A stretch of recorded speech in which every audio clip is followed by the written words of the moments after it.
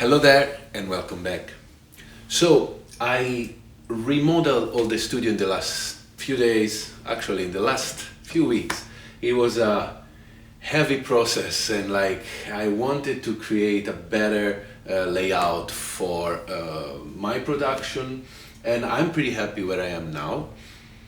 And I thought that this would be the best moment to talk about something that is very important for us producer, and it's the monitoring system that we use. So it's not a secret that I'm a big fan of Adam Audio, and I used Adam since the beginning of my audio adventure.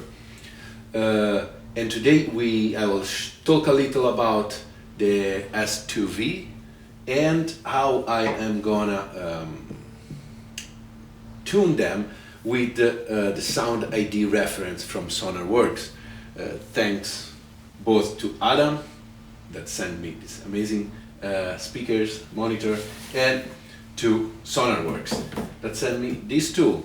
And I used it already in my previous configuration, and it's actually a game changer because I don't have the luxury, sadly, to have a studio that is sound treated. My studio is in my home. So there's a lot of compromise that I have to take. And with this tool, at least I can measure it and I can have a sort of compensation that will work, making my room a little better.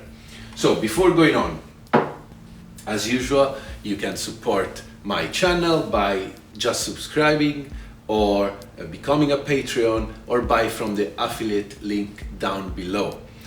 That will help me keep going. And that said, let's talk a little about Adam and why I love it so much. So I think 12 years ago, when I first started to want to have a studio, at that time I was playing guitar and singing, so I was into band, I was into rock.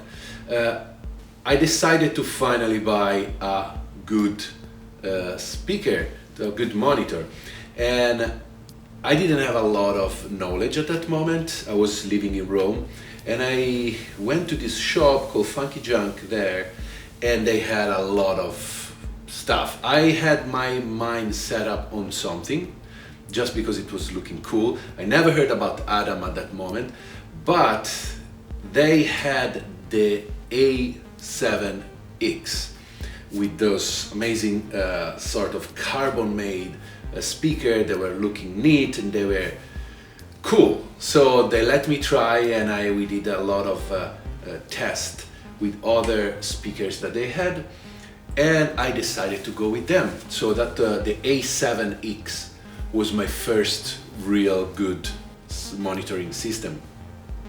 At that moment, I never play any synth. I wasn't into electronic music, and I felt that the A7 was great for the kind of music I was doing. Very detailed, mid-range, and it was crystal clear, and I loved it on the music I was doing at that moment.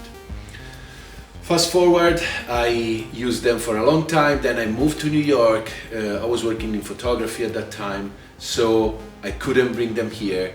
And after a while, I wanted to build a small studio, and I decided I need, again, the Adam. So I decided to go with the small one, the A5, I bought it here. The A7, yes, A7 was the one I had it in Italy. So I bought the A5, that was smaller with a 5-inch cone, and they were great too. Of course, I liked a little the bass because they are not supposed to be extremely powerful in that range. So I used it for a while. Then instead of buying a subwoofer, I decided to go big, and I bought the A77X. You can see that in many of my videos previously. And those were amazing, like big, looking great, but definitely overkill for the apartment I am now. Before it was better. Right now they were super booming because of course they're super big. They need a bigger room. And it's at that moment that I contact Adam and I say, guys, I'm a big fan of you guys. I always support your brand, and they've been so kind and amazing to send me the S2v that actually are the best solution for the room I am now in. So they are, the S series is their pro, like I would say their flagship series of Adam. The S2v, V stand for vertical, are the smallest and let's say their entry level. I'm already dreaming of some S3v because I think that are pretty amazing. But for now, I'm super happy with this one. They are extremely detailed. Like what I was loving a lot the A series, that is still a pro line but not their flagship.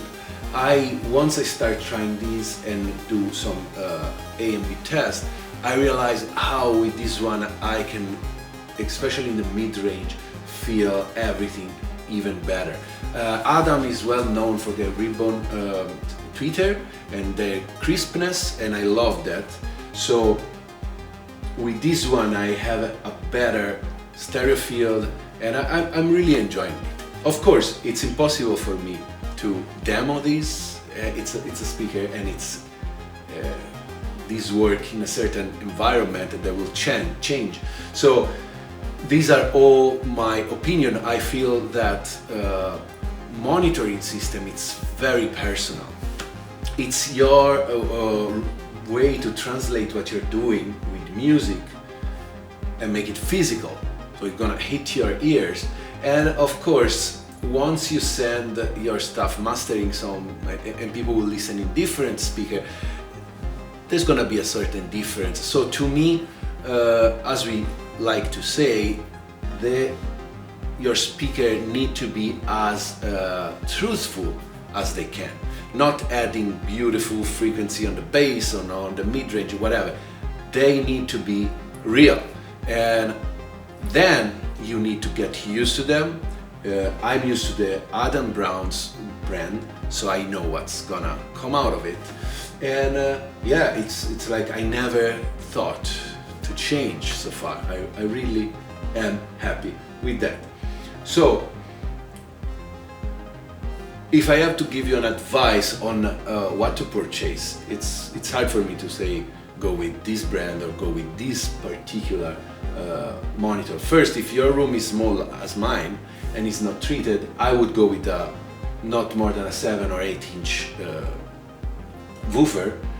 I would probably not go with a subwoofer, because if you're in an apartment like this, your neighbor will gonna be very angry at you.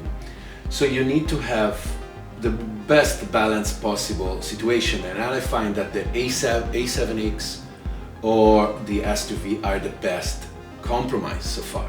Then you need to rely, of course, also on a very good headphone system where you can check what you're doing and know how things translate.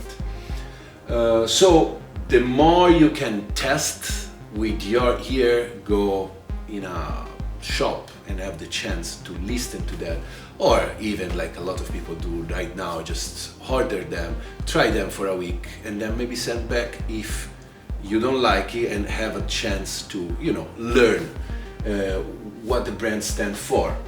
That said, I felt that my room was very hard to work with because there were a lot of boominess behind there. It's an open space with a big bedroom and all the living room area.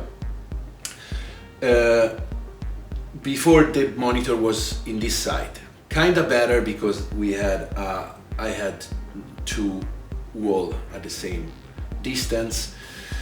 But then I had the extreme boominess coming back from the reverberation on the back. So right now I decided to face this other way, knowing that not having a wall back there, it will create some unevenness in the sound. And here it's where this guy come in. So how these things work? Quick quick description, then we'll see actually using the software. So you connect, this is a microphone, and actually there's many things you can buy from Sonarworks. There's a software dedicated to tuning in your headphones.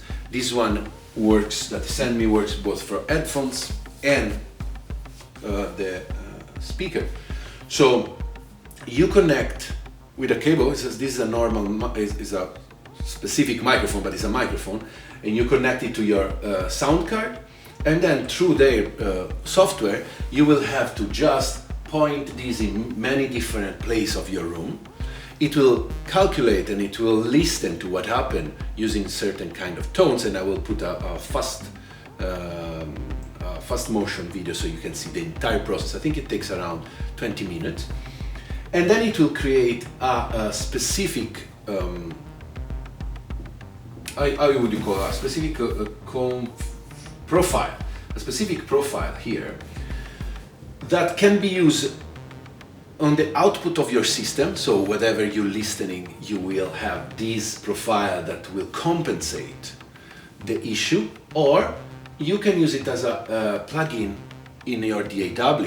That's the way I prefer. So whenever I work on Ableton, I will drag in the plugin, work with the plugin on, so it apply my profile and my compensation, and the moment I will finish the track and I will export, I will just deactivate the plugin. So it's pretty straightforward and easy, and it's the only way that you have a actual knowledge of what's happened in your room. And I'm planning to have a better studio soon, and with a treated room. Not anybody can afford that, nor have the space to do that. So whenever you hear people telling you, oh, treat your room first, otherwise everything will suck, true, but also I survived so far without that, and you just need to learn how your space influences what you're listening. So have a chance to listen on monitor, have a chance to listen on headphones, use a mastering engineer whenever you can, because that's this final step when the wrong things that can happen in your environment can be corrected. It's of course all compromise, like life. You need to compromise and know what you're doing, and we all wish to have a beautiful treated sound room, but not a lot of us can. So let's move forward, and let's first see what happened in the software. I forgot to mention that Adam, the S series, come with a DSP, and they have their own app that you can configure, so you can actually apply on the speaker some EQ. So that's another way you can do. You can use other solution to tune perfectly your speaker. I've been lucky enough to get this, so that's the way I'm using it. Okay, let's move here and let's see what happens. Okay, so let's see what it takes to calibrate your monitor. Once you install SoundID reference, and you will have to do your profile, you will be asked to connect your sound card, in this case my UAD, and then you have to set up the output. So basically this software will produce sound that come out from the monitor, and then you start here, select your calibration profile, and you have to create a new speaker profile. When you launch that, you will have another widget things coming out, and from now on you just follow all the procedure that you have to do. So in this case, you have to turn on the phantom power. You need to be sure that the what's the name? The main microphone is not output is not monitored by your speaker, otherwise you will go in an interesting feedback time. And you need to use a single interface, so it's nice that you have to. Let's turn on. So we open the console. I know that it's in 3, so I can turn on 48. We can hear. Here we are. It works. Hello, hello. We remove the monitoring of it, or actually, we'll see what they ask to do that later.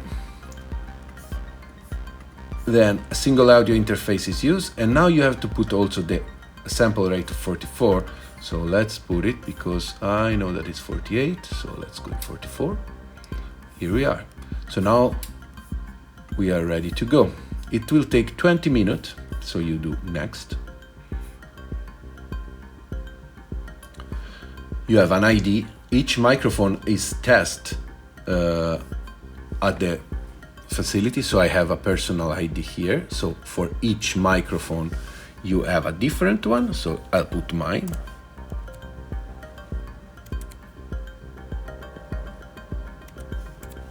And they have the detail of the microphone, I guess, in their database. So here we are. This is the calibration that came with my microphone that they did in their factory. And here we are. So now you have to put your input and output device. So I know that is in mic line 3. We'll give it access. And now you can see I'm tapping the microphone and it works. And output channel, no, universal audio, here we are. Please adjust the volume of your output device. My voice should sound at normal conversation volume. Here we are. So from now Left on, speaker. Right speaker. okay. From now on, I will have to just do some tasks, and rather than make you go through everything, I will just put my phone and do a fast thing. You will see what I'm asked to do and turning around my room and taking things. And then I'll come back for the conclusion.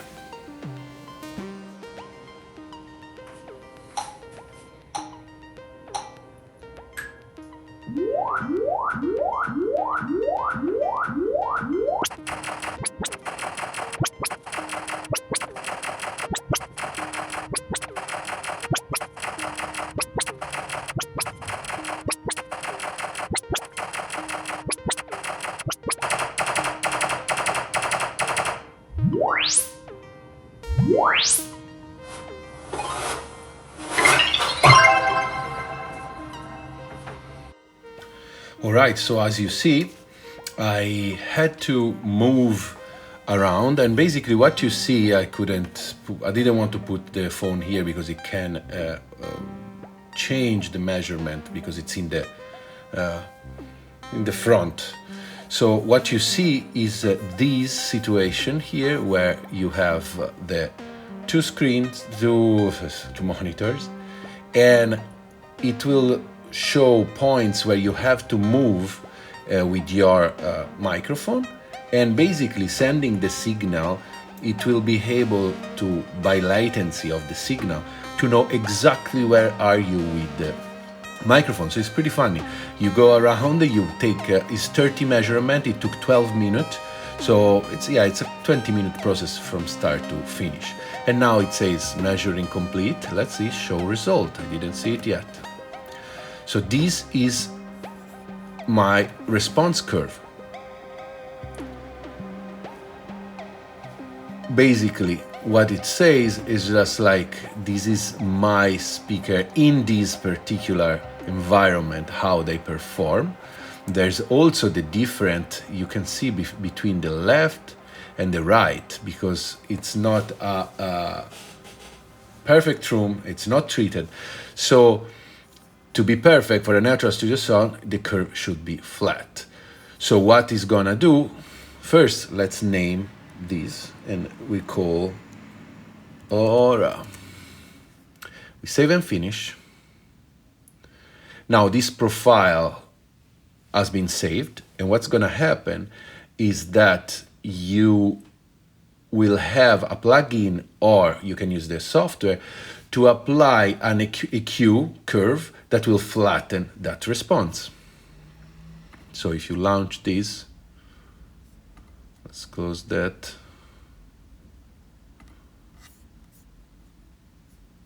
Open an existing profile. Here we are. You open it. So this, you can have it running in the background forever, but it will it's something that can create a latency. So I rather keep this disabled and then turn on my Ableton. So let's do that.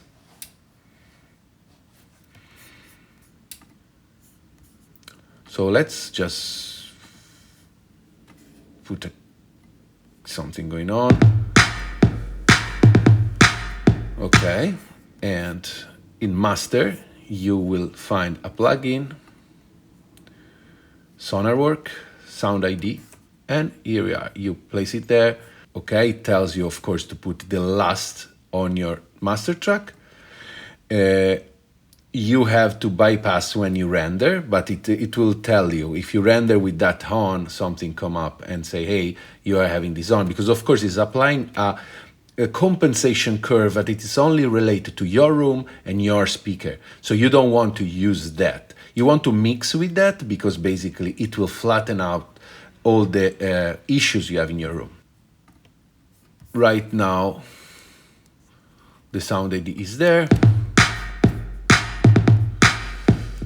And you need to put your profile, again, Oora, calibration enable.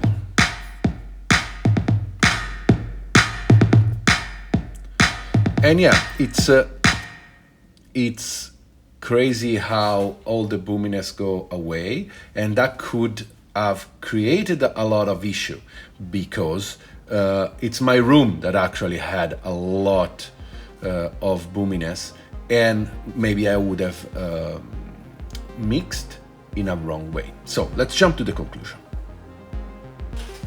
All right, then everything is done. My system now is calibrated. I know that I had a lot of weird thing going on in this room. I see the graphic that came out. With the profile now and with the add-on, I know that things sounds are they're supposed to. So I could also import, I don't know if I can import, but knowing what the reference microphone recorded, I can act in the monitor itself, and I can add a curve there.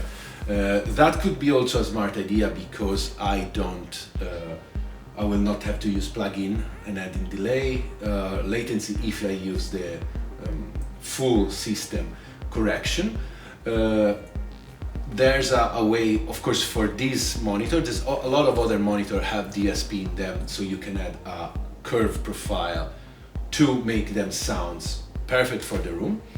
In this case, I prefer just adding the plugin whenever I mix, and it's easy, as you can see. So, what is the bottom line for this? First, it's important to have great monitoring system.